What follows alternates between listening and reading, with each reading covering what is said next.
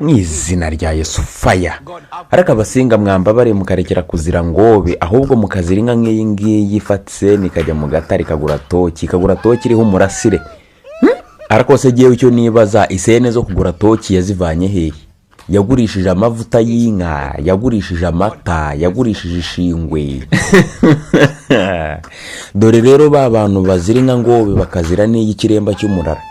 mwakabaye izo nka muzihorera mukazibabarira ahubwo dore mukazira inka nk'iyi ngiyi yambara toki y'umurasire mu gahanga ariko usubiye inka iraragiwe n'iyiragiye ariko ngira ngo buno bujundu umunsi umwegeze kujya kona inanirwa gutandukanya ibicori n'inyabarasanyi iragenda isakuma ineje isakuma inyabarasanyi isakuma isatumba yose irunda mu nda bukeye yisanga ntabwo yigeze yona ibicori ahubwo yariye inyabarasanyi n'ineja ibirwara inzika icuruza ishingwe icuruza amavuta y'inka igurisha amata ibona isene iragenda ijya mu gatari igura itoki y'umurasire none ubisigaye isedukana toki mu gahanga niba igiye no kona ikamenya gutandukanya ibicori hamwe n'inyabarasanyi